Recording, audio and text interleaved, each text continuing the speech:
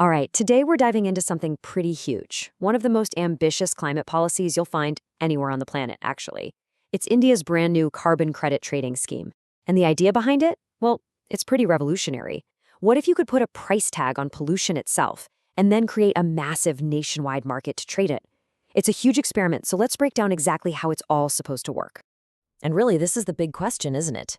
You've got a major, growing economy, a nation with these massive ambitions for development.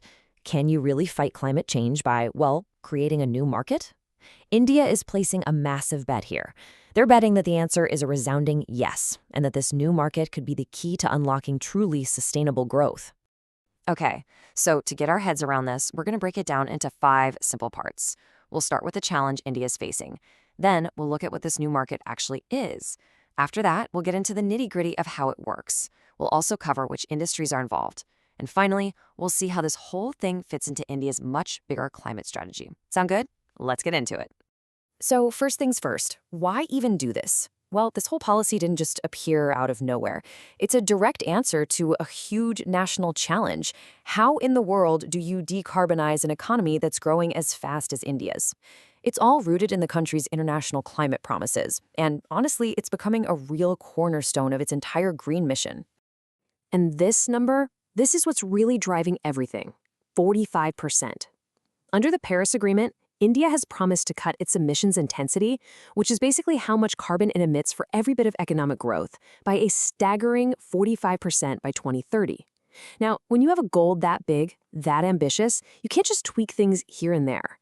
You need a completely new, kind of radical approach. And that brings us right back to the government's big solution, the Carbon Credit Trading Scheme, or CCTS for short. This is that new tool. It's the mechanism that's designed to take that huge 45% goal and actually make it happen. Okay, so what is the scheme when you boil it all down? Well, the easiest way to think about it is like a new kind of stock market, but instead of trading shares in a company, businesses are trading the right to emit greenhouse gases. The whole point, the ultimate goal, is to make it genuinely profitable for companies to go green, to invest in cleaner tech and shrink their carbon footprint. Now, the way this market is set up is actually pretty clever.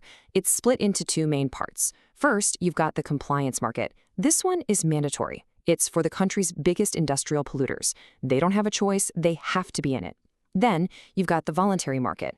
This one opens the door for other sectors, think agriculture or forestry, to get involved. They can earn these carbon credits by choosing greener practices, which creates a whole new way for them to make money from being sustainable. All right, so we've talked about the what and the why. Now let's get to the really crucial part. How does this thing actually work in practice? I mean, how do you take something like pollution and turn it into an asset that you can buy and sell? So the whole system is built on a pretty classic idea called cap and trade. And the logic is actually pretty straightforward. First, the government sets a cap, basically a hard limit, on the total amount of emissions allowed for an entire industry. Now, within that industry, some companies are going to be super efficient, right? They'll come in under that cap. And then you'll have others that, well, go over it. Let's just walk through this process. Step 1, the government sets that emissions cap. Step 2, the really efficient companies, the ones that emit less than they're allowed, now have a surplus. Think of it as leftover pollution permits. So, step 3, they can take that surplus and sell it as carbon credits on the market. Now, on the other side, you have the less efficient companies that went over the cap. They have a deficit. So for their final step, they have to go to that market and buy credits to cover their extra pollution and, comply with the law. And this is where the economic genius of the whole thing kicks in.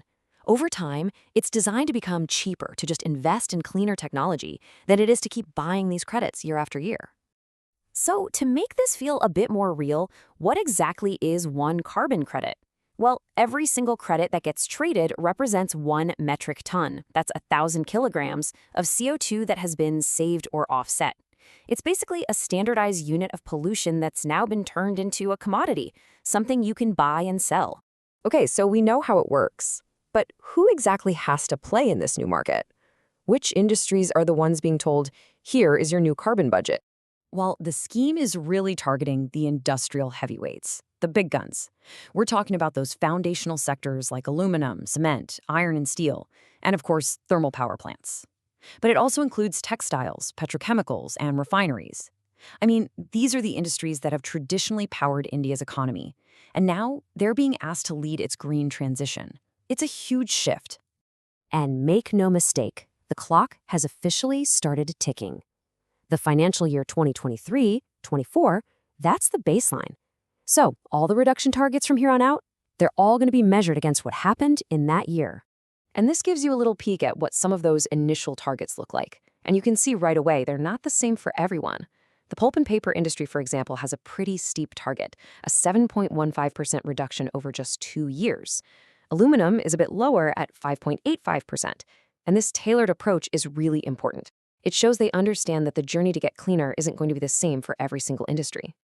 Okay, and for our last section, it's super important to understand that this whole scheme isn't just a standalone thing. We gotta zoom out a bit.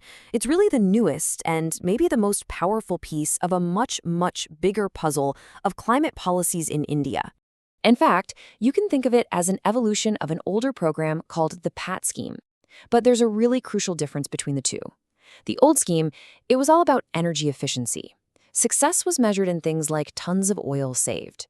This new CCTS, though, is way more direct. It goes straight for the root of the problem by targeting kilograms of actual CO2 emissions.